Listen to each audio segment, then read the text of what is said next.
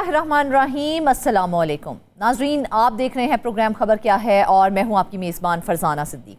नाजरीन, आज के प्रोग्राम में मेरे साथ हैं इस्लामाबाद स्टूडियो से रियाजुल हक और फैसल रज़ा खान साहब। मैं आप दोनों को खुशामदीद कहती हूँ। नाजरीन, आज हम बात करेंगे ऐसे हक़ाइक़ की जो मईशत, वसाइल और इंसानी जानों तीनों को मुतासिर कर रहे हैं। तो आज की पहली खबर की जानिब चलते हैं और आपको बताएं कि सरकारी दस्तावेज़ात ने पाकिस्तान के बढ़ते हुए कर्जों की एक तशवीशनाक तस्वीर जो है वो हमारे सामने लाकर रखती है। वजारत ख़जाना और इकनॉमिक सर्वे 2024-25 के मुताबिक मुसलसल मालियाती खसारे, रुपए की कदर में कमी और 2022 के तबाहकुन सैलाब के बायस कौमी कर्जा रिकॉर्ड सतह पर पहुंच चुका है, जबकि कर्जों पर सूद की अदायगियां भी मईशत पर भारी बोझ बनती जा रही हैं। मजीद इस बारे में बताने के लिए साथ मौजूद हैं नुमाइंदा इस्लामाबाद इकराम होती साहब। इकराम साहब, सबसे पहले ये बताइए कि वजारत ख़जाना का जो रिसेंट डॉक्यूमेंट्स अभी सामने आए हैं ना, उनके मुताबिक ये कहा जा रहा है कि पाकिस्तान का जो सरकारी कर्जा है उनमें गैर मामूली इजाफा हो गया है।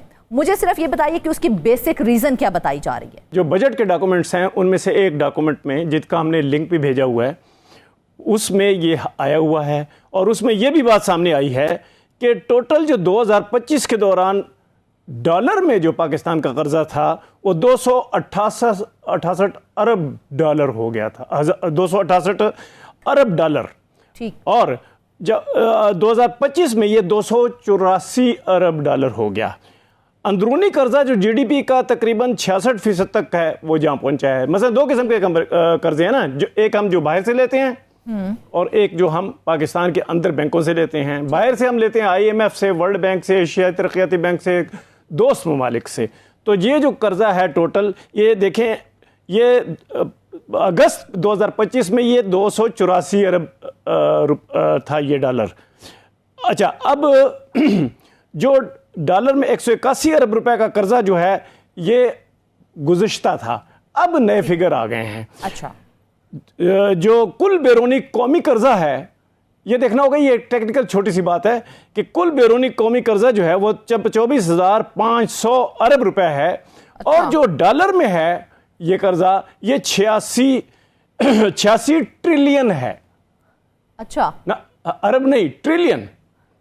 अच्छा, इस टोटल हुजम में सरकारी मलकियत में जो कायम कंपनियां हैं उन्होंने सबसे ज़्यादा उजाड़ खाना बनाया हुआ है। उन्होंने सबसे ज़्यादा कर्जा जो है लिया हुआ है, लेकिन उनका कर्जा इसमें शामिल नहीं है।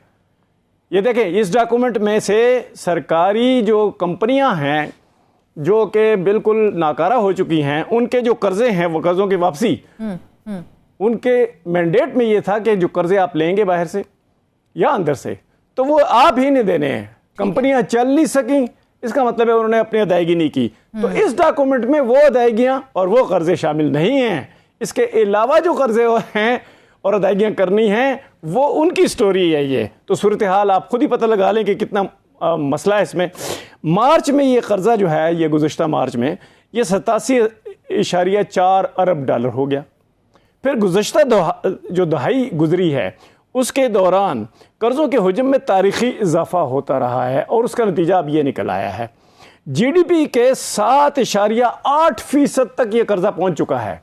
दुनिया में 2 या 3% जीडीपी का कर्जा जो जब हो जाता है, हाँ, तो उनको एक बहुत एमरजेंसी हो जाती है कि जीडीपी तो बहुत बड़ी चीज है ना, उसका अगर 2.3% भी हो जाए तो बहुत बड़ी चीज है। हमारा कर्जा 7.8% तक जा पहुंचा है। रोज बरोज इजाफा होता चला जा रहा है ना। तो मुझे सिर्फ इतना बता दें कि जो हमारा वजारत खजाना है उसने इन कर्जों को कंट्रोल करने के लिए या फिर जो हमारी फिस्कल रिफॉर्म्स हैं जिसको कहा जाता है, उसको मौसर बनाने के लिए कोई नई स्ट्रैटेजी दी है?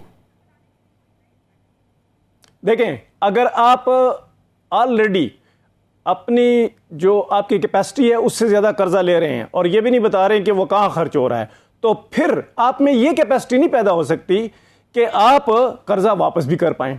देखें, ऐसे कर्जे लेना, दिवालियापन किसको कहते हैं? इसी को कहते हैं ना, ऐसे कर्जे लेना जो आप वापस ना कर सकें। तो जो आप वापस नहीं कर पाए थे, तो उसकी सूरत हाल ये है कि अप्रैल 2025 में पाकिस्तान का जो पास जो ज़र मुबादला था वो 16.7 अरब डॉलर था। इसमें से भी कर्ज जो बरवक्त कर्जा जो था वो वापस नहीं किया जा सकता था। और जो जब 16.7 अरब डॉलर अप्रैल 2025 में जो कर्जा था अब उसका हुजम जो है वो पता कहाँ तक पहुँच गया, 23 अरब डॉलर तक, 16.7 अरब डॉलर से 23 अरब डॉलर पहुँच गया। अच्छा, ये वो इंडिकेटर है हमारी माशी कमज़ोरी का, जो कि ये बताता है कि 2024-26 3 सालों में कर्जे का बोझ इतना बढ़ गया कि अब वो कंट्रोल से बाहर है और आइंदा कितनी मुश्किल रह सकती है, इसके बारे में ये रिपोर्ट है जो मैं पेश कर रहा हूँ। होती साहब हमारे पैनलिस्ट हमारे साथ मौजूद हैं, आपने हमें अच्छा खासा डरा दिया है, मेरे ख्याल में वो भी आपसे कोई सवाल करना चाह रहे होंगे। फैसल साहब मुझे होती साहब मौजूद हैं, क्या पूछना चाहेंगे आप? कि आपने हकायक जो है वो बयान किए हैं, लेकिन उसके साथ साथ ये यकीनी तौर पे पाकिस्तान की मईशत के लिए कोई अच्छी खबर तो है नहीं, कर्जे के हवाले से तो हम ऑलरेडी बोझ में हैं। लेकिन ये बताएं कि इस रिपोर्ट में आपने जिक्र किया कि जो स्टेट ओन्ड एंटरप्राइजेज हैं, जो कि रियल टाइम जो है वो इस वक्त बोझ हैं रियासत के ऊपर और उनको बार बार इंजेक्शंस दिए जा रहे हैं अरबों रुपए के, और वो खसारे की एक बुनियादी वजह है। फिर जब ओवरऑल हम देखते हैं फिस्कल डेफिसिट की बात, तो मालियाती खसारा कमज़ोर जो हमारा जीडीपी है, जीडीपी रेशो आपको पता है कि बहुत कम है, और सूद की अदायगियाँ जो हैं वो कर्जा तो पीछे रह गया, हम प्रिंसिपल अमाउंट तो कभी अदा ही नहीं कर पाएंगे शायद, लेकिन सूद की रकम जो है, जो मार्कअप है, हम उसको अदा करते करते जो है वो अब तक हम आगे निकल गए। रेवेन्यू का मेजर चंक जो है वो चला जाता है डेट सर्विसिंग के अंदर। तो आप ये बताएं कि इसके हवाले से कोई स्ट्रेटजी या कोई चीज़ ऐसी सामने आई है, कोई डाटा ऐसा सामने आया है कि स्टेट ओन्ड एंटरप्राइजेस कितना खा रही हैं, कितना रेवेन्यू हमारा जो है वो कर्जों की अदायगी में चला जाता है, डेवलपमेंट फंड जो है, डेवलपमेंट बजट बचता ही कुछ नहीं है, और मालियाती खसारा इस वक्त क्या है, जो करंट एक्सपेंडिचर हैं वो है बेसिकली, और प्लस जो हमारा जो जीडीपी है वो तखमीने तो बहुत दिए जाते हैं, रियल जीडीपी क्या है? देखें, आपकी रियल जीडीपी जो है वो किसी तरह खींच तान के ये बता दी जाती है कि इतनी है। हम ऐसे सरकार पर किस तरह एतबार करें जो कि हमें ये नहीं बताती कि हम कर्जा क्यों ले रहे हैं, ये नहीं बताती कि हमने ये कर्जा ले लिया तो हम इसे कहाँ लगा रहे हैं, और फख्र इस पे करते हैं कि हमें अब भी कर्जा मिल रहा है।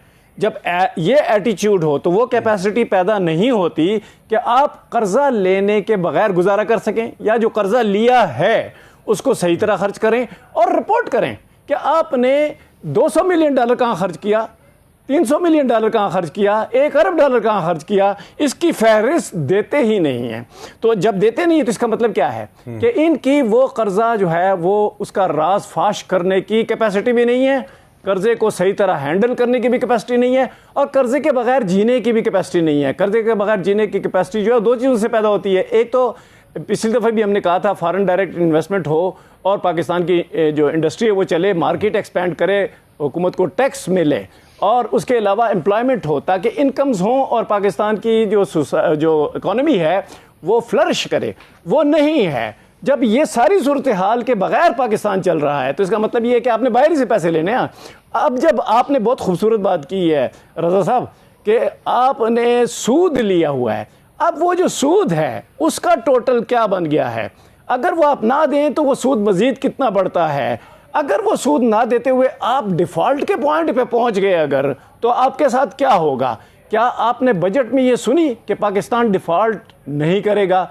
क्या आपने बजट में ये सुना कि हम अपने कर्जे क्लिप डाउन करेंगे और उन कर्ज़ों की बजाय हम अपना जो एक्सपोर्ट है वो बढ़ाएंगे और बाहर से सरमायाकारी डॉलर में लाएंगे, तो लिहाजा हम इस अजाब से बच जाएंगे? तो ये इशारे तो बजट में कहीं नहीं मिल रहे। तो जब नहीं मिल रहे इसके मतलब है कि ना उनके दरमियान पास कैपेसिटी है, ना सेंस ऑफ रिस्पॉन्सिबिलिटी है। ठीक है, इकराम होती साहब हमारे साथ मौजूद थे। स्टेट ओन्ड एंटरप्राइजेज और गवर्नमेंट एक्सपेंडिचर का क्या करेंगे, ये इसके बारे में जरा बताएं ना, इस पे कोई डाटा है आपके पास? देखें जी, अगर एक बंदा एक घर में रह रहा है और वो अपने घर के सामने जो है एक कारोबार शुरू कर रहा है, उसका घर भी बोसीदा है, उसका कारोबार भी नहीं चल रहा, जब नहीं चल रहा तो वो बंदा एहतियातन क्या करेगा कि वो अपने खर्चे कम करेगा। वो जो सामने उसने कारोबार शुरू किया है वो बैंक से कर्जे ले लेकर उसको नाकामी की तरफ उसूली तौर पर तो यही होना चाहिए। पाकिस्तान में ये हो रहा है। तो आपने क्या किया है? आपने जो एसओईज हैं, स्टेट ओन्ड एंटिटीज, उनके साथ क्या किया है? वो आपने ब्यूरोक्रेसी के लिए खोली हुई है, और पाकिस्तान में कोई भी नहीं कह रहा कि ब्यूरोक्रेसी चाट गई है इन कंपनियों को, क्योंकि ब्यूरोक्रेसी के हाथ में है। पॉलिटिशियन को क्या पता है कंपनियां किस तरह चलानी है, ब्यूरोक्रेसी को पता होता है। फिर वो जो प्राइवेट सेक्टर के लोग हैं उनके साथ आ जाता है, उनके साथ जट्ठा बना लेता है, और फिर क्या होता है, फिर डेवलपमेंट बजट से और इंडस्ट्रियल बजट से उनके लिए पैसे आते हैं, बिजनेस बजट से उनके पैसे आते हैं। वो जवाबदेह ही नहीं है कि वो पैसे कहाँ गए, इतनी कंपनियों के पैसे कहाँ गए, एंटिटीज़ के पैसे कहाँ गए, आपने कितनी एक्सपोर्ट की, आपने कितना पाकिस्तान में माल बेचा, आपने बाहर से कितना मुनाफा कमाया, अंदर से कितना कमाया, ये बजट का हिस्सा नहीं है। जब SOEs का बजट के जो असल हक़ाइक़ हैं वो बजट में नहीं बताए जाते, तो इसका मतलब ये है कि you don't intend to be good, you don't intend to be prosperous, you don't intend to be successful। ये है ही नहीं है ना। ठीक है, बिल्कुल ऐसा ही है। इकराम होती साहब मौजूद थे, डिटेल्स हमारे साथ शेयर कर रहे थे। इकराम होती साहब, बहुत शुक्रिया आपका।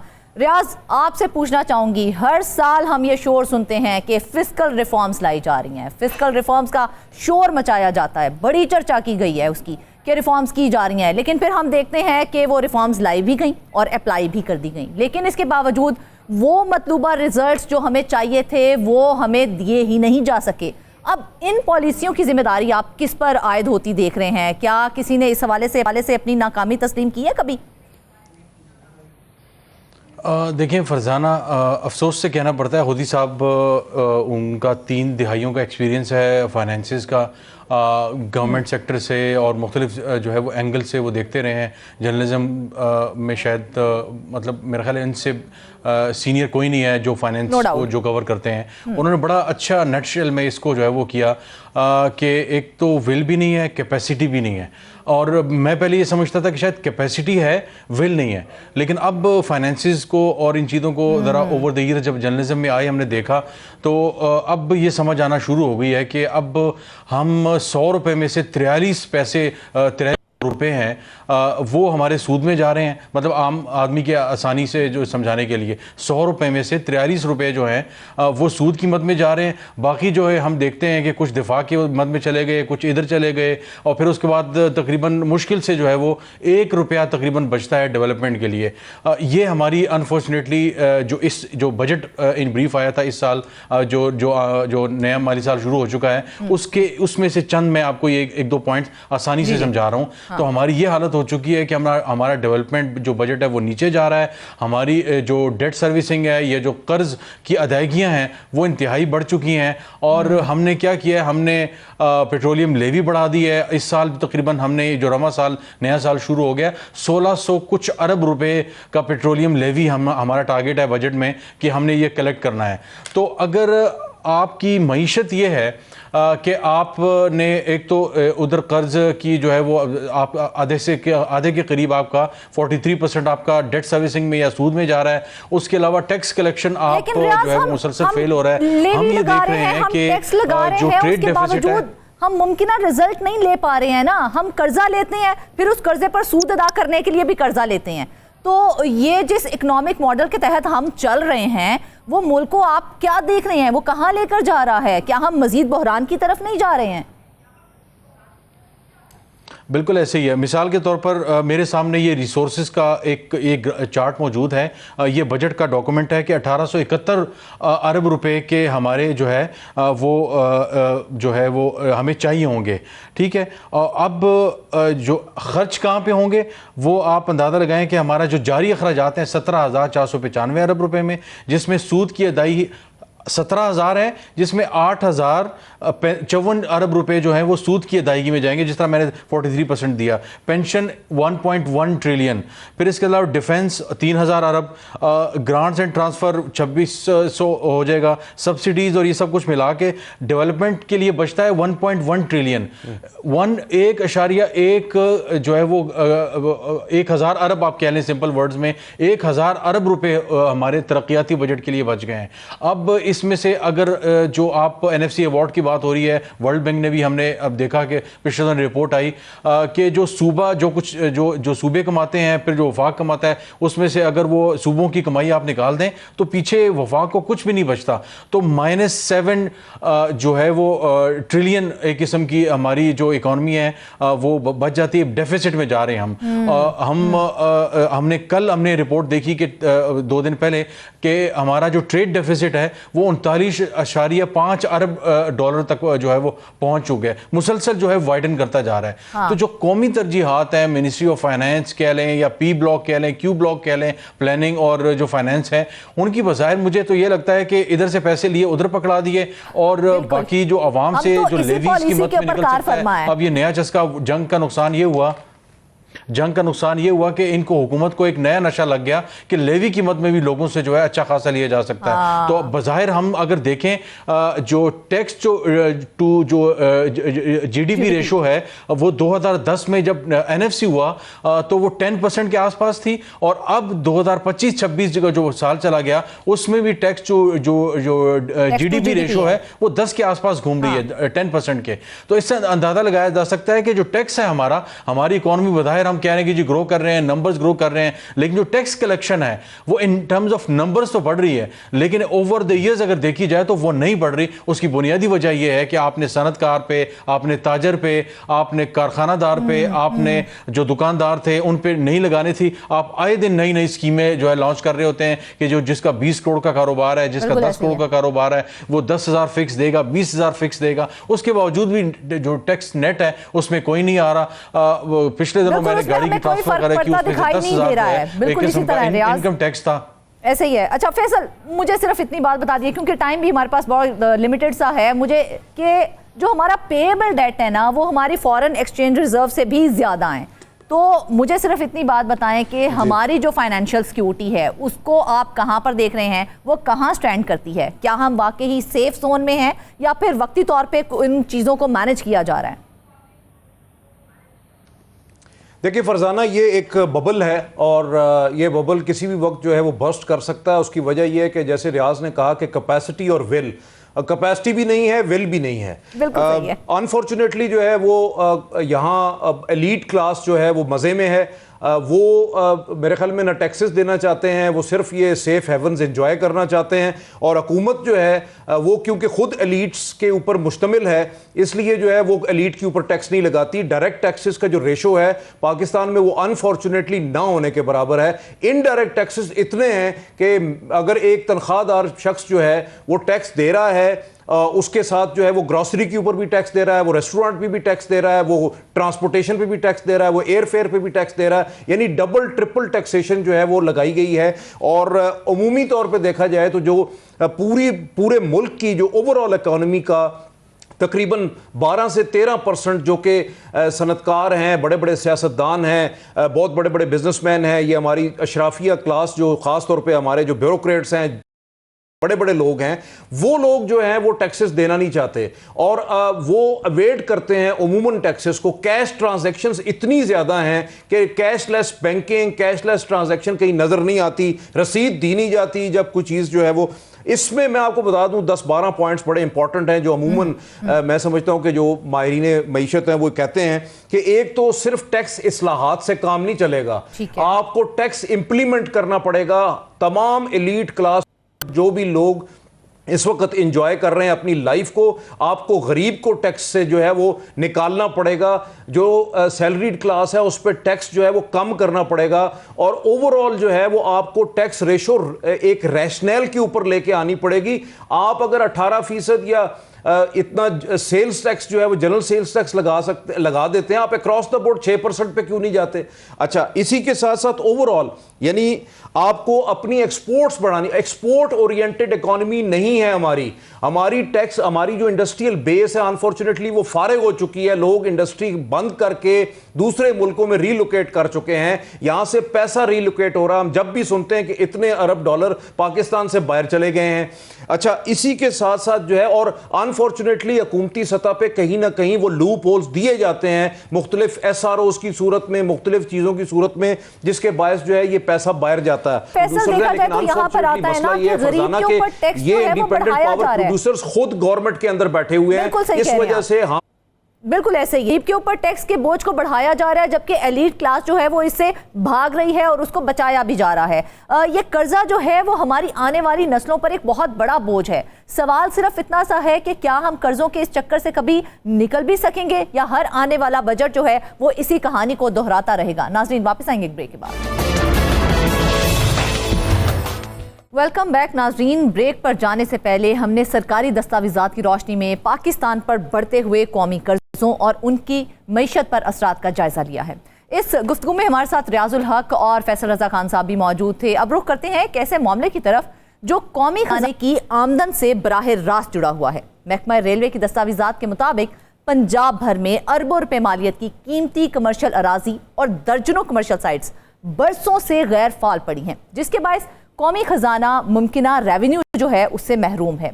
सवाल यह है कि इन कीमती असासों को फाल क्यों नहीं बनाया जा सका और इस गफलत का जिम्मेदार आखिर कौन है। इस अहम मौजू पर गुफ्तगू आगे बढ़ाते हैं। हमें ज्वाइन किया है नुमाइंदा फैसलाबाद बिलाल सिंगर ने। बिलाल, सबसे पहले ये जो डिटेल्स हमारे पास आई हैं इसके मुताबिक ये जो 20 अरब 77 करोड़ रुपए मालियत की कमर्शियल अराजी है ना, वो काफ़ी अरसे से बेकार पड़ी हुई है। सबसे पहले तो ये बताएं कि ये बेकार क्यों पड़ी हुई है, इसकी बुनियादी वजह क्या सामने आई है? जी बहुत शुक्रिया। देखें, ये जो कमर्शियल अराजी है ये पंजाब के मुख्तलिफ शहरों में मौजूद है और ये कमर्शियल अराजी है, मतलब ये शहरों के अंदर जो रेलवे स्टेशन हैं, रेलवे स्टेशन के बिल्कुल सराउंडिंग में जो कमर्शियल अराजी है ये वहाँ पे है और इसकी मालियत जो है वो अरबों रुपए में है। पंजाब भर में ये तकरीबन 24 अरब 77 करोड़ रुपए की ये कमर्शियल अराजी है जो मुख्तलिफ जगहों पर बेकार पड़ी हुई है। और रेलवे की स्टार्ट में इंटेंशन ये थी कि इस तमाम तर जो अराजी है इसको कमर्शियल पर्पज़ के लिए इस्तेमाल किया जाएगा और यहाँ से एक अच्छा खासा रेवेन्यू जनरेट किया जाएगा और वो फिर रेलवे की मुख्तलिफ जो कमर्शियल प्रोजेक्ट्स हैं, ऑपरेशनल प्रोजेक्ट्स हैं, उनमें इस्तेमाल किया जाएगा ताकि उससे रेलवे में बेहतरी आ सके। लेकिन वो तमाम तर जो कमर्शियल अराजी है उसको यूटिलाइज़ किया ही नहीं जा सका। अब इसकी एक मिसाल आप फैसलाबाद में देख लें कि जो फैसलाबाद में कमर्शियल साइट है वो बिल्कुल जो फैसलाबाद का कारोबारी मरकज़ है घंटाघर, उसके बिल्कुल साथ राजबा रोड पर जो है ये कमर्शियल साइट मौजूद है और वहाँ पर आपको हैरानगी होगी कि वहाँ पर ट्रकों का स्टैंड जो है पार्किंग स्टैंड बनाया गया है और इसकी मालियत जो है वो तकरीबन 7 अरब रुपए से ज़ायद की है जो कमर्शियल साइट वहाँ पर पड़ी हुई है। और बेशतर साइट पर जो है वो ट्रकों की पार्किंग है, जबकि उसका कुछ हिस्सा जो है वो अब झाड़ियों में तब्दील हो चुका है कि वहाँ से इंसान गुजर भी नहीं सकता, जबकि ये बिल्कुल शहर के बीचों बीच रेलवे के कमर्शियल अराजी जो है ये मौजूद है। और इसके अलावा जो पंजाब के दीगर शहर हैं वहाँ पर भी सिचुएशन इसी तरह से है कि वहाँ पर भी तकरीबन कोई 98 एकड़ के करीब ये कमर्शियल अराजी जो है वो पड़ी हुई है और इसको यूटिलाइज़ नहीं किया गया। पंजाब रेलवे की जानिब से पंजाब के मुख्तलिफ शहरों में जो मुख्तलिफ ऑफिसर्स हैं रेलवे के, उनको कहा गया था कि जितनी कमर्शियल साइट्स हैं उनको एक तो वाज़े किया जाए और साथ ही साथ प्लान भी मांगा गया था कि इससे हम किस तरह से रेवेन्यू जो है वो जनरेट कर सकते हैं। तो इस पर महकमा रेलवे की जानिब से वो जो कमर्शियल साइट्स थी जो कि तकरीबन 78 के करीब हैं, उनकी तमाम तर फहरिस्त तैयार की गई। उसमें बताया गया कि फैसलाबाद में इतनी रेलवे के साइट्स जो हैं वो मौजूद हैं, लाहौर में इतनी हैं, रावलपिंडी में इतनी हैं, गुजरांवाला में हैं। इसके अलावा जो लाहौर के पंजाब के दीगर जो शहर हैं वहाँ पर ये कमर्शियल साइट्स मौजूद हैं। उन तमाम की डिटेल गैदर्स कर ली गई और एक अरसे से तकरीबन इन पे कोई किसी किस्म का जो काम है वो नहीं हो सका, जबकि रेलवे में आए रोज़ देखने में आता है। पिछले गुज़श्ता सालों में भी ये हमने सुना था कि जो रेलवे की कमर्शियल साइट्स हैं वहाँ पर बाकायदा तौर पर मैरिज हाल्स जो हैं उनको बनाने का मंसूबा था कि उनको आगे जो है वो रेंट आउट किया जाएगा और कमर्शियल पर्पज़ के लिए इस्तेमाल किया जाएगा। उससे जितना रेवेन्यू जनरेट होगा वो रेलवे की जितनी भी कमर्शियल एक्टिविटीज़ हैं उनमें इस्तेमाल किया जाएगा। लेकिन वो प्रोजेक्ट जो है वो भी पाया तकमील को नहीं पहुँच सका। ये कमर्शियल साइट्स जो हैं इनके साथ बड़े बड़े प्लाजा जो है, एक बड़ा सादा सा सवाल है मेरा आपसे, उनमें चल रही हैं। दूसरी तरफ यहाँ पर हमने देखा है बिलाल के जो रेलवे की या जो सरकारी अराजी है ना उसके ऊपर अव्वल तो कब्जा माफिया का राज होता है। यहाँ पर कब्जा माफिया का राज तो नहीं है, वो अराजी भी आपके पास मौजूद है और वो आप किसी इस्तेमाल में भी नहीं लेके आ रहे हैं। क्या रेलवे के पास इस अराजी को कमर्शियल यूज़ के लिए लाने के लिए कोई प्लान या पॉलिसी मौजूद नहीं है? क्योंकि एक तरफ तो आप रोना रोते हैं कि हमारे पास अराजी नहीं थी, उस पर जी कब्जा माफिया का राज था, और ये आपने कहा कि शहर के बीचों बीच ये अराजी मौजूद है, फिर भी उसको यूटिलाइज नहीं किया जा रहा, क्यों? देखिए, इसमें लैक ऑफ इंटेंशन है क्योंकि यहाँ पर जितनी अराज़ी मौजूद है, अगर तो ये होता कि शायद ये अराज़ी शहर के बाहर है तो यहाँ पर जितने भी कारोबारी अफराद हैं वो उसमें अपनी दिलचस्पी नहीं दिखाते कि वो यहाँ पर आकर अपना जो है वो सरमाया इन्वेस्ट करें और यहाँ पर कारोबारी एक्टिविटीज़ शुरू करें। जबकि ये जगह जो है ये बिल्कुल शहर के बीचों बीच है। आप ये कह रहे हैं कि शहर का दिल है ये जगह, इसके साथ कारखाना बाज़ार है, जंग बाज़ार है, अमीरपुर बाज़ार है, इसके सराउंडिंग में डिस्कोट बाज़ार है, मतलब ये शहर के बीचों बीच है। इससे चंद फासले पे जीसी यूनिवर्सिटी है। तो यहाँ पर कारोबारी सरगर्मियाँ जो हैं वो बहुत ज़्यादा होती हैं, लेकिन इसके बावजूद महकमा रेलवे की जानिब से कोई प्लान जो है वो मुरतब नहीं किया गया कि यहाँ पर कमर्शियल एक्टिविटीज़ जो हैं वो शुरू की जा सकें। आप ये देख सकती हैं कि यहाँ पर जितना कपड़े का कारोबार है वो इसी एरिए में सबसे ज़्यादा होता है। तो इस जो कमर्शियल साइट है इसको कपड़े के कारोबार के लिए भी बहुत ज़्यादा इस्तेमाल किया जा सकता है। इसकी बैक साइड पे बिल्कुल फैसलाबाद की सबसे बड़ी टाटा मार्केट है जो कपड़े की मार्केट है। वहाँ से फैसलाबाद समेत मुख्तलिफ अजला से लोग आते हैं जो बल्क में कपड़ा ख़रीद के लेके जाते हैं। लेकिन उसके साथ ही ये कमर्शियल साइट रेलवे की पड़ी हुई है जो बिल्कुल वीरान और खंडर नुमा इस वक्त शक्ल अख्तियार कर चुकी है। और यही सूरत हाल पंजाब के दीगर शहरों में है जहाँ पर रेलवे की इतनी बड़ी साइट्स पड़ी हुई हैं। रेलवे हुकाम की ये आप गफलत कह सकते हैं, उनकी सुस्ती कह सकते हैं कि जो जगह उनको अरबों रुपए का सरमाया जो है वो लीज़ पर भी सिर्फ अगर ये ज़मीन दी जाए तो वो वहाँ से जनरेट कर सकते हैं, उस पर्पज़ के लिए भी इस रेलवे के राजी को जो है वो यूटिलाइज नहीं किया जा रहा। जो मसाइल हैं वो जन्म लेते रहते हैं। देखा जाए तो मसाइल जो हैं बहुत ही कीमती सरकारी अराज़ी है जो खाली पड़ी हुई है। तो क्या ये सिर्फ मिसमैनेजमेंट है या इसके पीछे कोई और फैक्टर भी मौजूद है? देखिए मिसमैनेजमेंट तो है ही है, इसमें तो कोई दूसरी राय है ही नहीं। लेकिन इसमें जो अफसरान हैं उनकी दिलचस्पी जो है वो अदम दिलचस्पी की वजह से ये तमाम तर जो रेलवे की साइट्स हैं वो बेकार पड़ी हुई हैं। क्योंकि इन अराज़ी को कमर्शियल पर्पस के लिए इस्तेमाल करना, इनको कमर्शियल साइट्स में तब्दील करना, ये एक थोड़ा सा जो है वो मेहनत तलब काम है। लेकिन और इसी वजह से शायद जो रेलवे के ऑफिसर्स हैं जो ठंडे कमरों में बैठते हैं वो शायद ये मेहनत करना नहीं चाह रहे, जिसकी वजह से अरबों रुपए की जो कमर्शियल अराज़ी है ये बेकार पड़ी हुई है। और ये 78 कमर्शियल साइट्स हैं पूरे पंजाब में। आप इससे इसकी जो है इम्पोर्टेंस का अंदाज़ा लगा सकते हैं कि शायद ही पंजाब में कोई ऐसा बड़ा रेलवे स्टेशन होगा जिसके साथ कमर्शियल साइट मौजूद नहीं है। इसी मकसद के लिए इनकी जो है वो इनको हाईलाइट भी किया गया था रेलवे हुकाम की जानिब से, ताकि इनको आगे फर्दर फ्यूचर में हम कमर्शियल साइट के तौर पर इस्तेमाल करेंगे, इससे हम एक अच्छा खासा रेवेन्यू जनरेट करेंगे। लेकिन जब ये पॉलिसी तरतीब दी गई थी उसके बाद फिर इसके साथ भी वही कुछ हुआ जो दीगर सरकारी कामों के साथ होता है कि उसमें डिले टैक्टिक्स जो है वो इस्तेमाल किए गए। और वो डिले टैक्टिक्स इस कदर जो है उनके लिए मौसर साबित हुए कि आज तक उस पर अमल दरामद ही नहीं हो सका। बिल्कुल अमल दरामद नहीं हो सका है। बिलाल, ठीक है, डिटेल्स हमारे पास आ गई हैं। हमारे पैनलिस्ट हमारे साथ मौजूद हैं, हमारे साथ फैसल रजा खान साहब और रियाजुल हक साहब मौजूद हैं। रियाज, आप बिलाल से इस हवाले से कोई मजीद फर्दर और डिटेल्स जानना चाहते हैं?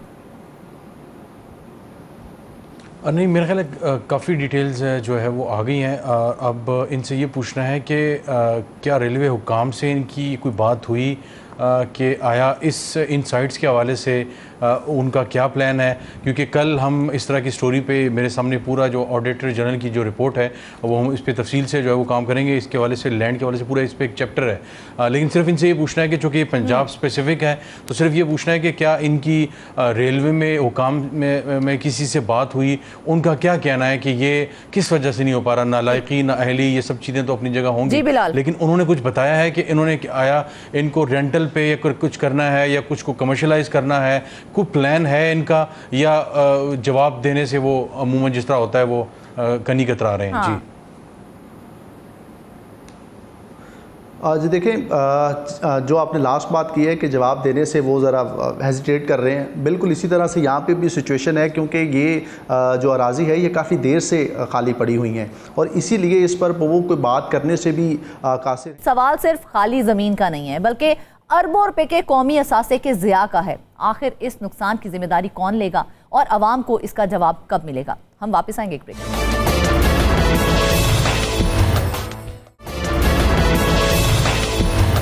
वेलकम बैक नाजरीन। आपको बताएं कि प्रोग्राम के पहले हिस्से में हमने रोशनी डाली थी सरकारी दस्तावेजात की पाकिस्तान पर बढ़ते हुए कौमी कर्जों और उनकी मईशत पर असरात के हवाले से, जबकि दूसरे हिस्से में महकमा रेलवे की दस्तावेजात के मुताबिक पंजाब भर में अरबों रुपए मालियत की कीमती कमर्शियल अराजी और दर्जनों साइट्स के बरसों से गैर फाल होने पर बात की थी। इस गुफ्तगू में हमारे साथ रियाजुल हक और फैसल रजा खान साहब भी मौजूद थे, जिन्होंने इस सूरत हाल के मुख्तलिफ पहलुओं पर बहुत अच्छी रोशनी डाली है।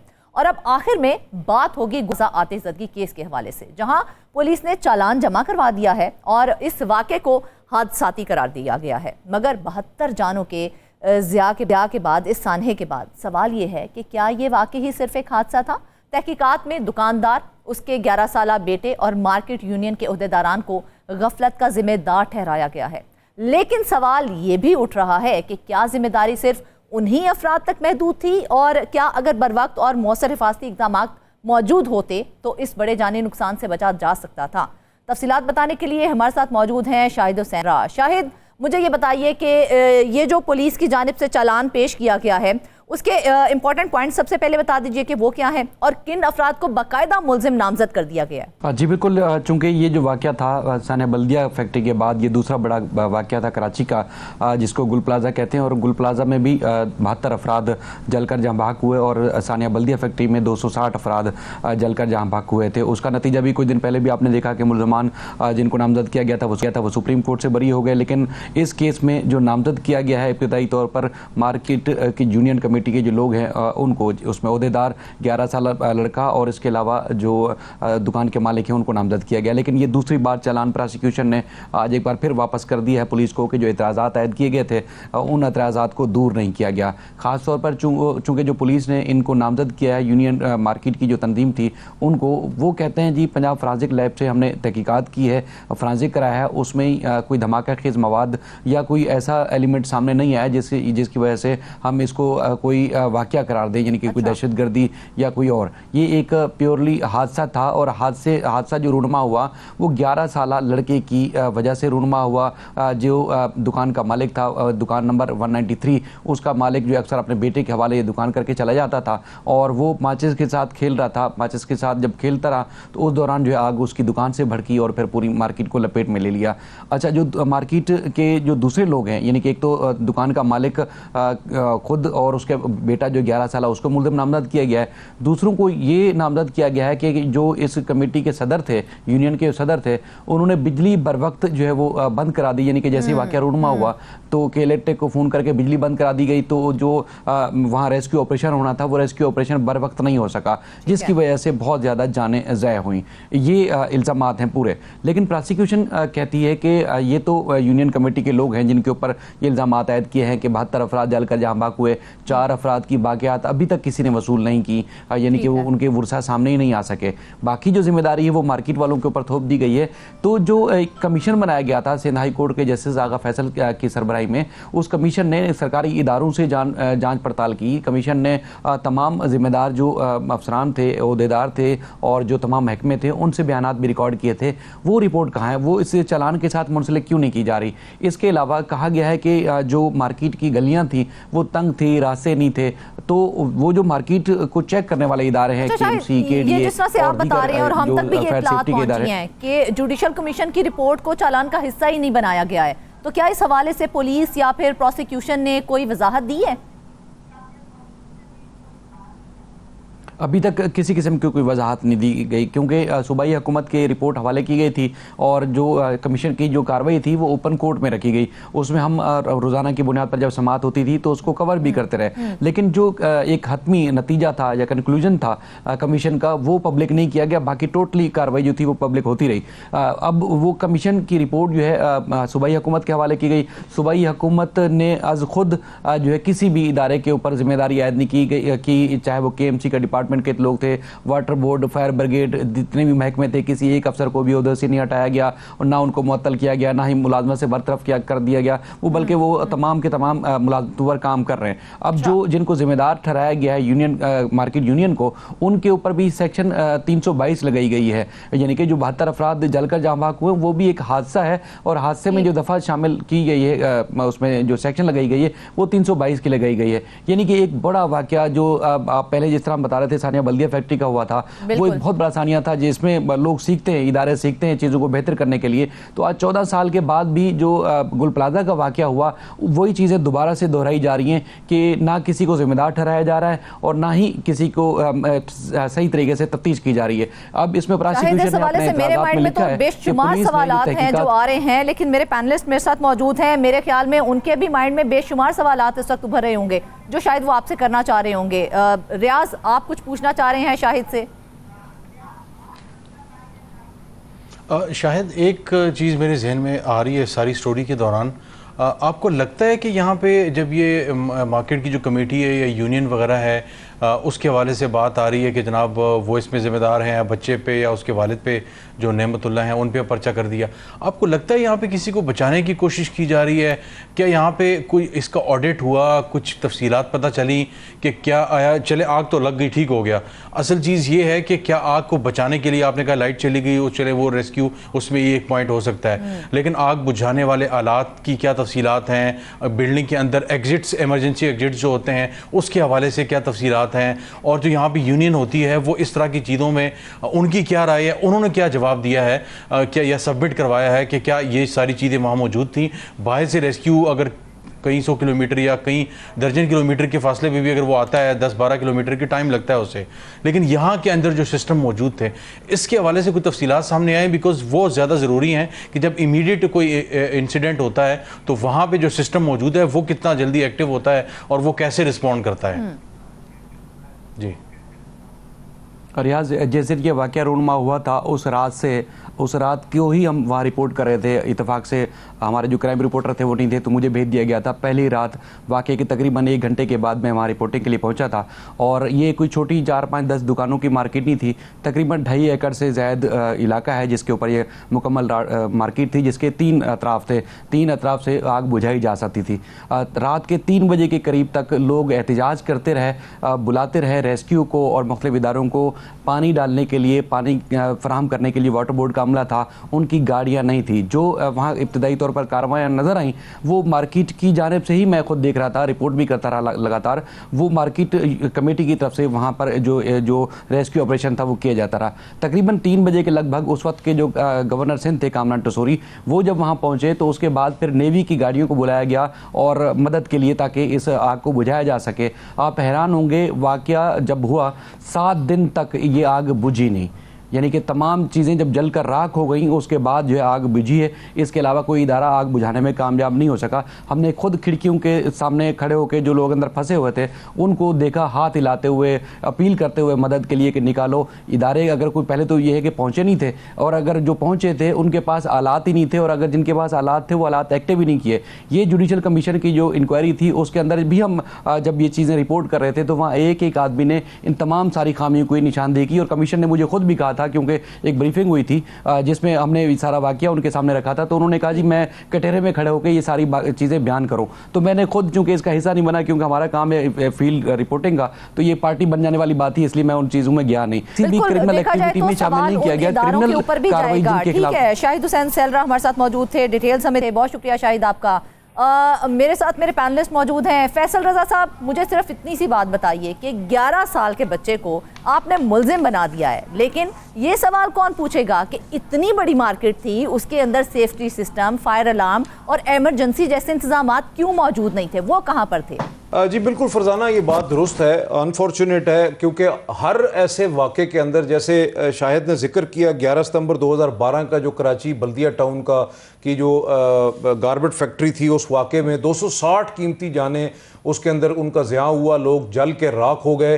इतना अंदोनाक सानिया जो है वो शायद कराची की तारीख़ में पहले भी होते रहे हैं, उसके बाद भी हो रहे हैं। गुल प्लाजा का वाक़या जो है वो, इसके अंदर भी कीमती जानें जो हैं उनका ज़िया हुआ। असल मसला जो है वो गुल प्लाजा जो है वो देखें, अमलाक जो है उसको तो दोबारा ताबीर किया जा सकता है, लेकिन उन जानों का जो ज़िया हुआ उनको कैसे आप वापस लेके आएंगे? और ये रिपोर्ट बड़ी मुज़िक्का खेज़ है। आप ये देखें कि 11 साल के बच्चे को आप कह रहे हैं कि जी उसने आग लगाई और वो फूलों को लगी और उसके बाद जो है वो फलां दुकान को लग गई। आज भी कई सवाल ऐसे हैं जो जवाब मांग रहे हैं। क्या इस सानहे की मुकम्मल सच्चाई कभी सामने आएगी या जिम्मेदारी सिर्फ चंद अफराद तक ही महदूद करके इस फाइल को भी बंद कर दिया जाएगा। फैसला आपने करना है। इसके साथ ही आज के प्रोग्राम से बस इतना ही। ढेर सारी दुआ में याद रखिएगा। इजाज़त दीजिए। अल्लाह हाफ़िज़।